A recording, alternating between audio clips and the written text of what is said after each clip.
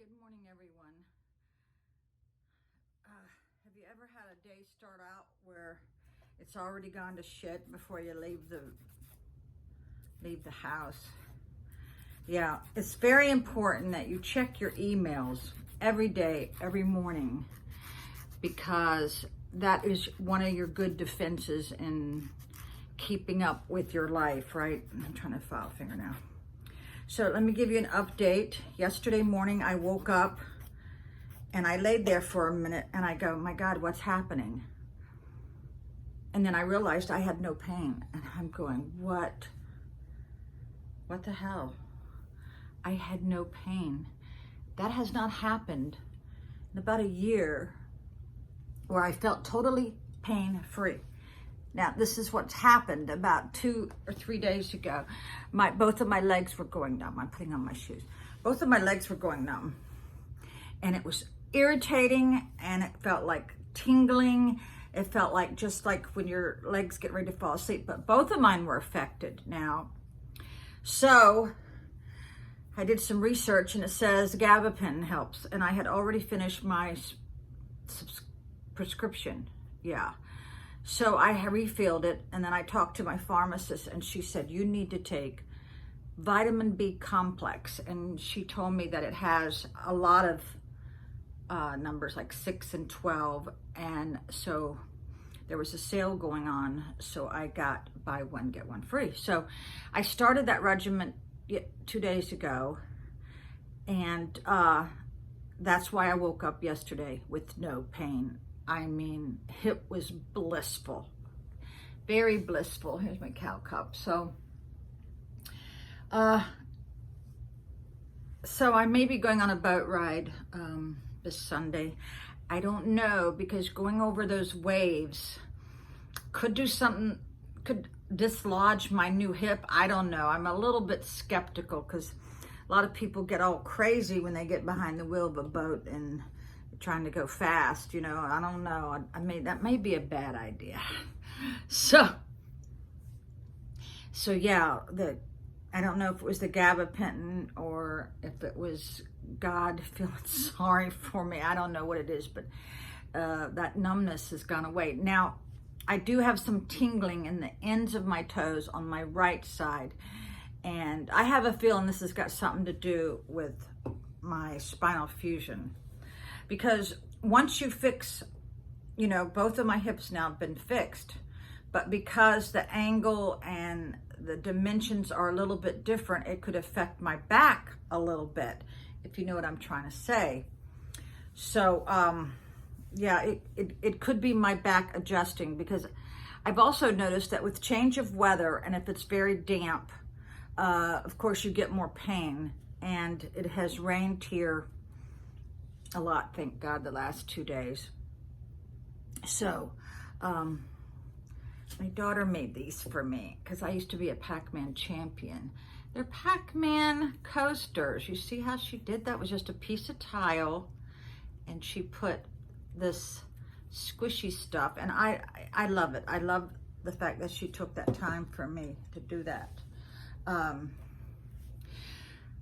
So I had scrapple this morning. How many of you all like scrapple? My parents never cooked it, but I went and spent the night with one of my girlfriends, and her mom was serving scrapple, and I loved it. I never heard of that before. So let me take a drink and take a breath. So yesterday I sewed a blanket. My favorite blanket, it came unraveled. So I hand sewed it because I gave a brand new sewing machine to one of my oldest nieces because I bought it at Costco. I couldn't hold my head down to learn how to use it. I can't hold my head in that kind of a fixed position too long because when I was 16, I was in a very bad accident where I went through a windshield. I was thrown like 50 feet up in the air. It was more than 50 feet. It was like 2 stories. The car just went like, I don't think it was 2 stories, maybe 1 story, but the car came crashing down, and that's when I went through the windshield. I was in traction for a couple of weeks. And of course, that's when I met my husband. But Yeah, so my neck has always been injured. And when I was a young mother, I was experiencing this numbness right here. Little did I know that that injury was compressing on my nerves, but I was in my 20s and 30s and I didn't understand. Back then they didn't have Google, you know, you still had to use an encyclopedia. But yeah, that was the beginning of the cervical injury. Now, I should have had that surgery, but I got this yucky feeling about, because they come in this way, about pulling your esophagus over. It just gives me an awful feeling. I know that sounds silly, but whatever. I haven't had the surgery. So I have two sisters that are still alive, and one of the sisters lives pretty far away, and she feels isolated, and she feels like, you know, we're ignoring her and stuff like that. But that's the thing. I've come to the conclusion that if you want to be near family, you have to live near family, right? And I'm still very undecided about what to do once I move. My ex-husband said, don't move to some rundown house in West Virginia. I don't know. Yeah, because even though I only see my family maybe once or twice a year, I would probably never see them. I don't know, but I have lived always near the water, always on the water, and that's why you get a lot of visitors when you live near the beach or on the water. You get visitors. So I'm very undecided what to do. Yeah, the HOA just assessed me $900 or everybody, and it's going to get worse from year to year. My bangs are killing me. You know why? Because I've always wore my hair parted right here, and it naturally wants to separate. You see that? God, it just drives me crazy. I know you all get sick of me fiddling with it, okay? So, yeah, I sewed a blanket yesterday. I worked on my Social Security. Now, let me tell you what, I couldn't go online with Social Security. I Googled it, and it said that it was down. The site was down.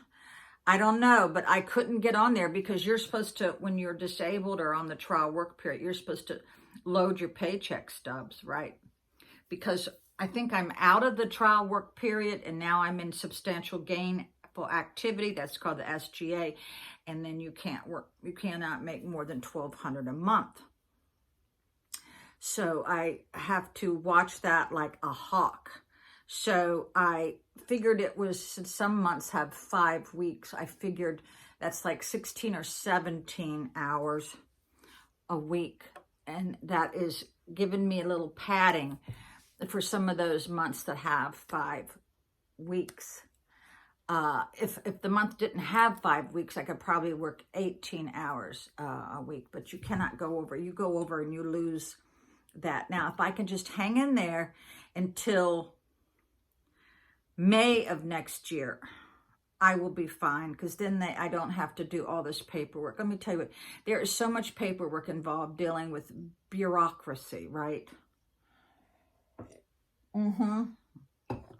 So I had placed an order back in mid-July. I needed a bathing suit to go to New York with my brother and his family. So I ordered some things from Victoria's Secret. Then when the order came in, I returned 95% of it. So today I got an email saying, you attempted to, well, we couldn't process this or that. And I go, is somebody getting my identity or whatever? So I called, and I think these guys from another country were answering. I couldn't hardly understand. They had a thick accent, but I hung in there.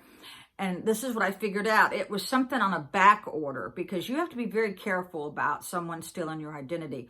This is what I suggest, because this happened to me 2 years ago, and it was this much paperwork. I had to go to the police, file a report. Someone had bought a $500 gift certificate in, I think, not Gainesville, Florida, but Jacksonville. It was on the East Coast at Walmart. And they bought something that cost $500. And so it was a mess. So this is what I suggest you do. Put a 4-digit passcode on every account. So if you're calling in or whatever, then you have to give up that passcode. But what happens when you're online doing it? You know, that's why it's very important not to give your address. So I shred anything with my name and my address on, because my trash goes into a community trash can, you know. And there are a lot of new people that live here that I don't know. So I will say goodbye. So if you got time, put a password on all your accounts, okay? All right, bye-bye.